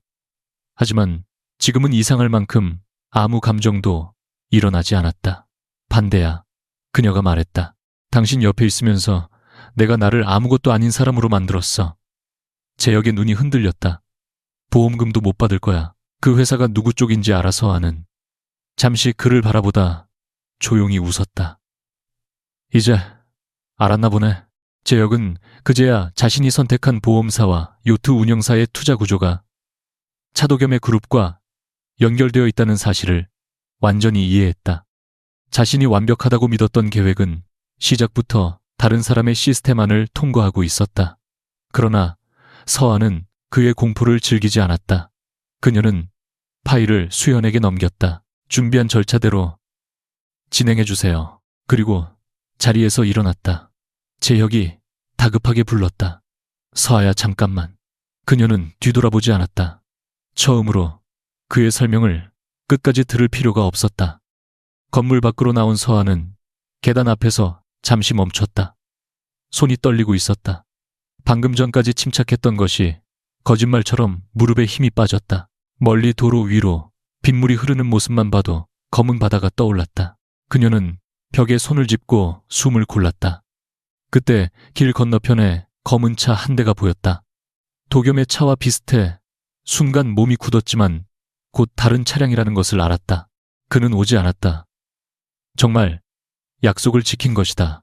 서아는 가방에서 휴대전화를 꺼내 한참 화면을 바라보다 도겸에게 짧은 메시지를 보냈다. 끝났어요. 몇 초 뒤 답이 왔다. 다친 데 없어. 그녀는 그 문장을 오래 바라보았다. 어디냐고 묻지 않았다. 누구와 있었냐고도 묻지 않았다. 서아는 처음으로 아주 조금 웃었다. 괜찮아요. 그리고 한참 뒤 문장을 하나 더 보냈다. 고마워요. 아무것도 하지 않아줘서. 도겸에게는 아마 그 말이 어떤 감사보다 아팠을 것이다. 하지만 그것이 두 사람 사이에 처음 생긴 정상적인 거리였다. 서아는 휴대전화를 넣고 천천히 앞으로 걸었다. 문재혁을 무너뜨린 것은 차도겸의 권력이 아니었다. 그녀를 죽이기 위해 그들이 직접 선택했던 계약과 배와 거짓말이었다. 그리고 이제 남은 것은 한 가지였다. 다른 사람의 죄를 끝내는 일이 아니라 자신 안에 남은 바다에서 살아서 걸어 나오는 일이었다. 문재혁과 오세린에 대한 조사가 공식적으로 시작된 것은 그로부터 일주일 뒤였다. 윤서아가 살아있다는 사실이 확인되자 재혁이 처음 주장했던 실족 사고 설명은 처음부터 다시 검토되었다. 블루메르호의 출입 기록과 운항 데이터, 보험 계약 과정, 사건 직전, 구명 장비가 옮겨진 기록, 그리고 재혁과 세린이 서로 책임을 떠넘기면서 제출한 자료들이 하나씩 연결됐다. 서아는 조사 과정에서 자신이 기억하는 장면만 말했고 모르는 부분을 추측하지 않았다. 남편이 제 어깨를 잡았습니다. 제가 떨어질 것 같다고 말했고 손목을 붙잡았습니다. 그런데 제 손가락을 하나씩 떼어냈습니다. 그 문장을 말하는 순간 손끝이 떨렸지만 그녀는 멈추지 않았다. 조사관이 잠시 쉬어도 된다고 하자 서아는 고개를 저었다. 괜찮습니다. 끝까지 말할게요. 예전에 그녀였다면 누군가의 체면이나 회사 직원들, 시부모의 충격까지 생각하며 자신의 말을 줄였을 것이다. 이번에는 그러지 않았다. 그녀가 겪은 일을 작게 만드는 것이 누구에게도 도움이 되지 않는다는 것을 알았기 때문이다. 재혁은 끝까지 사고였다고 주장했지만 자신을 방어하기 위해 세린이 먼저 보험을 제안했다고 진술하면서 오히려 두 사람이 사전에 보험금과 실종 처리 가능성을 논의했다는 사실을 스스로 인정해버렸다. 세린 역시 재혁이 모든 것을 주도했다고 주장했지만 그녀가 남긴 메시지와 송금 기록은 자신도 계획에 깊숙이 참여했다는 것을 보여주었다. 둘은 함께 만든 거짓말에서 빠져나오기 위해 서로를 밀어냈고 결국 그 거짓말 자체를 더 분명하게 드러냈다. 서아는 그들의 처벌이 결정되는 모든 과정을 지켜보지는 않았다. 김수연이 필요한 절차를 설명하면 확인하고 서명했을 뿐 매일 재혁의 상황을 묻지도 않았다. 어느 날 수연이 문 대표 회사도 결국 자금 문제를 버티지 못하고 경영권이 넘어갈 가능성이 커라고 말했을 때도 서아는 잠시 침묵하다가 그건 그 사람이 만든 결과겠죠 라고 대답했다. 그녀는 재혁이 거리로 나앉기를 바라지도 않았고 세린이 평생 불행하기를 바라지도 않았다. 이상하게 들릴지 모르지만 증오에 매달리는 것조차 이제는 그들에게 자신의 시간을 주는 일처럼 느껴졌다. 대신 서아는 이혼 절차를 차분히 끝냈다. 재혁은 마지막까지 자신이 일으킨 회사의 초기 자금 중 상당 부분이 서아의 희생에서 시작됐다는 사실을 외면하려 했지만 재산 정리는 기록에 따라 이루어졌다. 마지막 서류를 확인하는 날, 재혁은 수현의 사무실 복도에서 그녀를 기다렸다. 수척해진 얼굴이었다. 서아야. 그녀는 멈추었지만 가까이 가지 않았다. 재혁이 입술을 떨며 말했다. 내가 그날 진짜로 널 죽이려고 한 건 아니었다고 하면 믿어줄 수 있어. 서아는 잠시 그를 바라보았다. 그럼 왜 손을 놨어? 재혁은 아무 말도 하지 못했다. 당신은 지금도 마지막 순간에 자기 자신을 인정하지 못하는구나. 겁이 났어. 회사도 끝날 것 같고 빚은 늘어나고 네가 나를 볼 때마다 내가 실패한 인간처럼 느껴졌어. 서아는 조용히 대답했다. 그건 내가 만든 감정이 아니야. 당신이 자기 자신을 견디지 못했던 거야. 그리고 그 말을 끝으로 돌아섰다. 재혁이 다시 그녀를 부르지 않았다는 것이 두 사람의 진짜 마지막이었다. 차도겸은 그동안 단 한 번도 먼저 찾아오지 않았다. 처음 며칠은 서아가 그것을 의식했다. 차명그룹 차량이 근처를 지나가기만 해도 그가 보낸 사람인지 확인했고 모르는 번호가 뜨면 도겸일지 모른다고 생각했다. 그러나 아무것도 없었다.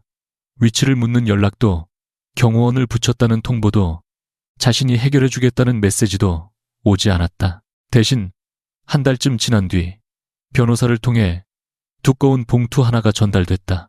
그 안에는 도겸의 팀이 과거 서아와 관련해 수집했던 모든 기록 목록과 삭제 확인서가 들어있었다. 일정 주소, 재혁 회사 관련 위험 분석, 그리고 그녀의 생활 패턴을 기록한 자료까지 있었다. 마지막 장에는 도겸이 직접 쓴 짧은 문장이 있었다.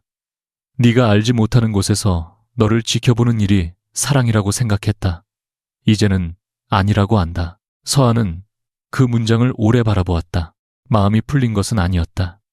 오히려 자신이 얼마나 오래 그의 시야 안에 있었는지를 확인하자 불쾌함과 슬픔이 동시에 밀려왔다. 하지만 처음으로 도겸이 자신의 잘못을 낭만적인 사랑으로 포장하지 않았다는 사실은 인정할 수 있었다. 그는 자신이 했던 일을 지웠다고 주장하지 않았다. 용서를 요구하지도 않았다. 서아는 답장을 보내지 않았다. 대신 봉투를 서랍에 넣었다. 용서하지 않는 것과 증오하며 사는 것은 다른 일이었다. 그녀는 아직 어느 쪽을 선택할지 결정할 필요가 없었다. 서아가 상담 치료를 시작한 것은 2달째였다. 처음에는 병원이라는 단어 자체가 마음에 들지 않았다. 자신이 약한 사람이 된 것 같았기 때문이다. 하지만 첫 상담에서 의사가 물을 두려워하는 반응은 의지가 부족해서 생기는 게 아닙니다. 몸이 아직 그날이 끝났다는 걸 배우지 못한 겁니다. 서아는 샤워기를 틀어놓고 문 밖에 서 있는 연습부터 시작했다. 다음에는 물이 흐르는 세면대 앞에 5분간 앉았다. 한강 근처를 걷다가 가슴이 답답해지면 억지로 견디지 않고 자신이 안전한 장소에 있다는 것을 확인했다. 어떤 날은 잘 됐고 어떤 날은 욕조에 물이 차는 소리만 듣고도 주저앉았다. 예전 같았다면 그런 실패를 부끄럽게 여겼을 것이다. 지금은 달랐다. 그날마다 기록했다. 오늘은 3분, 오늘은 10분, 오늘은 강을 봤다. 오늘은 못 봤다. 어느 쪽도 패배가 아니었다. 치료가 시작된 지 4달째. 그녀는 처음으로 한강다리 위에서 물을 내려다보며 전화기를 꺼내지 않고 10분을 서 있었다. 바람이 불자 손끝이 떨렸지만 도망치지 않았다. 그녀는 자신에게 말했다. 여긴 그날이 아니야. 예전에는 도겸이 욕실 문 밖에서 해줬던 말이었다. 이제는 자신의 목소리였다. 그 차이가 서아에게는 무엇보다 중요했다. 도겸에게 다시 연락한 것도 그 무렵이었다. 메시지를 쓰는데 거의 1시간이 걸렸다. 만나자는 말 하나가 그를 용서한다는 뜻처럼 느껴지는 것이 싫었다. 결국 서아는 짧게 보냈다. 이야기할 게 있어요. 시간 괜찮을 때 연락 주세요. 답은 10분 뒤에 왔다. 네가 편한 시간과 장소를 정해. 그 한 문장을 보고 서아는 한동안 화면을 바라보았다. 도겸이 예전이었다면 직접 차를 보내고 가장 안전한 장소를 정했을 것이다.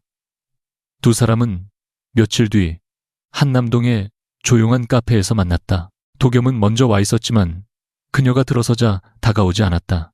서아가 맞은편에 앉은 뒤에야 잘 지냈어? 라고 물었다. 예전보다는요. 다행이다. 서아는 그가 어떤 표정을 하고 있는지 천천히 살펴보았다. 조금 야위었고 피곤해 보였다. 하지만 그녀는 그 이유를 묻지 않았다. 자료 삭제한 거 확인했어요. 응. 왜 했어요? 도겸은 잠시 생각한 뒤 말했다. 네가 원하지 않는 방식으로 네 인생을 아는 권리가 나한테 없으니까. 그걸 이제 알았고. 응. 너무 늦게. 서아는 차를 한 모금 마셨다. 그날 내가 바다에 빠지기 전에 당신이 연락했다면 나는 제 형 말을 믿었을 수도 있어요. 당신 말대로 돌아갔을 수도 있고. 도겸의 눈이 흔들렸다. 서아가 이어 말했다. 그런데 그래도 선택은 내 것이었어야 해요. 알아. 당신이 틀렸다는 걸 인정하는 거랑 결과적으로 내가 살아남았다는 걸 핑계로 삼지 않는 건 다른 문제예요. 도겸은 고개를 끄덕였다. 결과가 내 선택을 정당하게 만들지 않아. 그 대답 뒤에는 긴 침묵이 있었다. 서아는 자신이 가장 듣고 싶었지만 동시에 가장 듣기 싫었던 질문을 꺼냈다. 왜 그렇게까지 했어요? 도겸은 창밖을 잠시 바라보았다. 내가 어렸을 때 우리 집에서는 잃는다는 말을 실패랑 똑같이 취급했어. 회사도 계약도 사람도 먼저 움직이고 통제해야 뺏기지 않는다고 배웠지. 그는 손가락을 천천히 맞물렸다. 22살 때 너를 다시 만나고 싶었는데 네가 갑자기 연락이 끊겼을 때도 그랬어. 내가 아무것도 하지 않아서 널 잃었다고 생각했어. 나중에 네가 결혼했다는 걸 알았을 때는 늦었다고 생각했고, 그런데 제역이 위험하다는 걸 알게 되니까 이번에는 절대 놓치면 안 된다고 생각했어. 서아가 차갑게 물었다. 그래서 나를 통제했고, 그래, 나를 얻고 싶었어요. 도겸은 한참 대답하지 못했다. 응, 솔직한 대답이었다. 네가 재혁을 완전히 포기하면 언젠가는 나를 볼 거라고 생각했어. 서아는 눈을 감았다가 떴다. 도겸이 낮게 덧붙였다. 그게 사랑이라고 믿었어. 사실은 두려움이었어. 그리고 처음으로 그날 이후 자신에게 가장 잔인한 문장을 말했다. 내가 널 지킨 게 아니라 내 방식대로 가둔 거였어. 서아의 눈이 조금 젖었다. 그러나 그녀는 울지 않았다. 나는 아직 당신을 용서하지 않았어요. 알아. 앞으로 용서할지도 모르고 그것도 알아. 그런데 미워하는데 내 시간을 쓰고 싶지는 않아요. 도겸은 아무 말 없이 고개를 숙였다. 그것만으로 충분했다. 두 사람은 그날 연인이 되지 않았다. 도겸이 손을 잡지도 않았고 서아가 과거의 마음을 고백하지도 않았다. 대신 아주 작은 규칙을 만들었다. 보고 싶으면 먼저 연락할 것. 상대가 답하지 않아도 이유를 캐묻지 않을 것. 도움을 주기 전에 필요한지 물을 것. 서아가 싫다고 말하면 도겸은 이유를 설득하려 하지 않을 것. 처음 몇 번은 우스울 만큼 서툴렀다. 어느 날 서아가 늦은 시간 사무실을 나선다고 하자 도겸은 습관적으로 기사 보내줄게라고 말했다가 바로 멈췄다. 아니, 필요해. 서아는 그 순간 웃음을 터뜨렸다. 오늘은 필요 없어요. 도겸은 알겠어 라고 대답했다.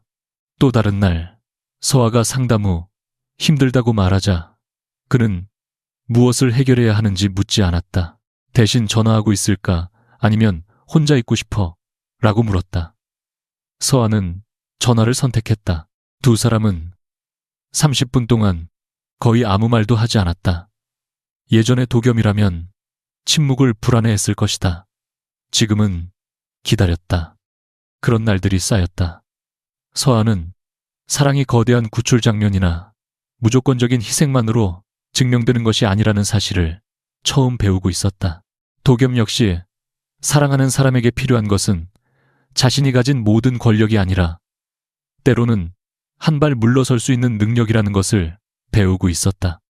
반년이 지난 봄, 재혁과 세린의 사건은 각자의 책임에 따라 법적 절차로 넘어갔다. 회사는 재혁의 손을 떠났고 그가 자랑하던 직함도 사라졌다. 서아는 기사 몇 개를 읽은 뒤 더 이상 검색하지 않았다.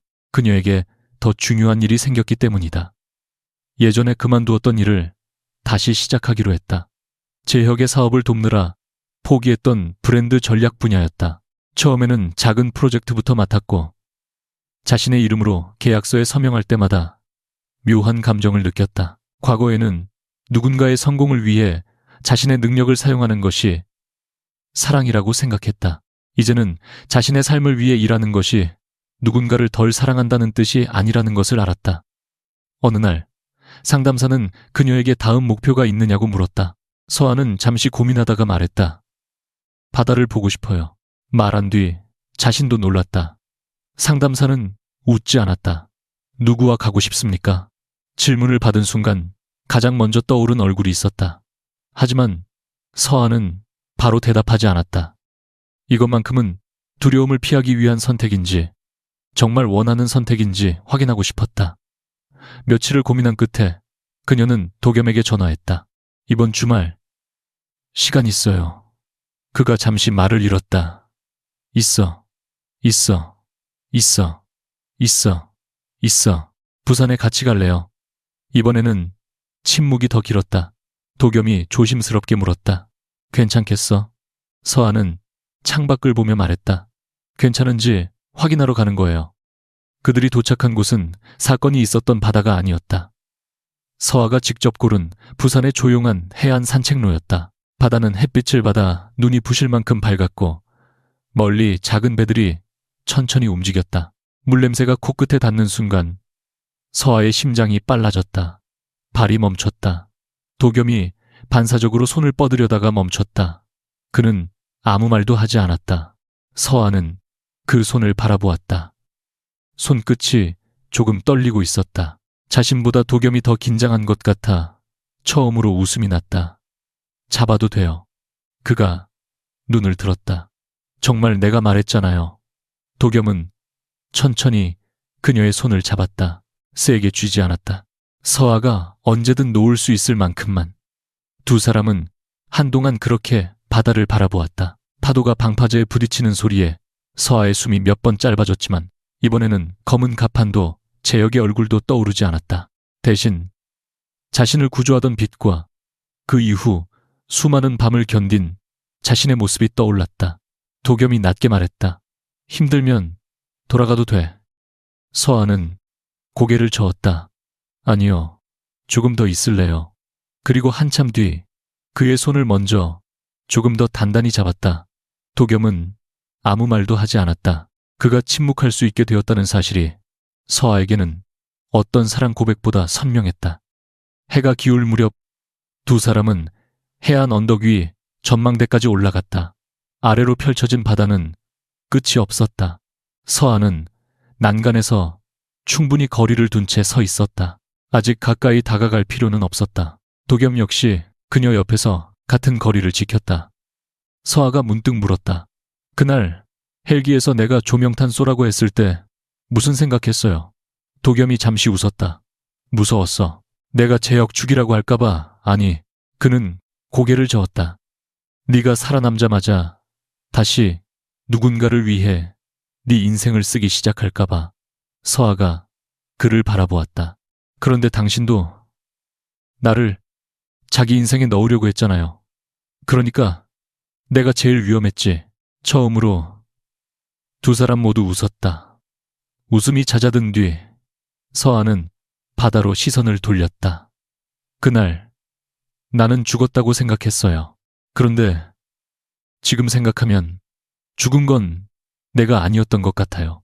그럼 문재혁을 사랑해야만 내가 좋은 사람이라고 믿었던 나. 그녀는 천천히 숨을 들이마셨다. 바닷바람이 머리카락을 흔들었다. 이제 누구를 사랑하든 나를 버리지는 않을 거예요. 도겸이 낮게 말했다. 그래야 해. 서아가 그의 손을 바라보다 먼저 손가락을 맞물렸다. 그러니까 당신도 착각하지 마요. 이건 용서했다는 뜻 아니에요. 도겸이 웃었다. 알아. 그리고 아직 남자친구도 아니고. 알아. 그런데 기회는 줄게요. 이번에는 도겸이 대답하지 못했다. 서아가 눈을 가늘게 뜨며 물었다. 왜 말이 없어요? 그가 아주 천천히 웃었다. 네가 선택한 말이라서 그냥 듣고 싶었어. 서아는 다시 바다를 바라보았다. 이번에는 두렵지 않다고 거짓말하지 않았다. 여전히 무서웠다. 하지만 두려움과 함께 서 있을 수 있었다. 그것이면 충분했다. 6달 전 그녀는 이 바다 위에서 누군가의 손이 놓이는 순간 자신의 삶이 끝났다고 생각했다. 이제 그녀는 알았다. 삶을 바꾸는 것은 누가 자신의 손을 잡아주는지가 아니라 그 손을 잡을지 놓을지를 자신이 선택할 수 있다는 사실이었다.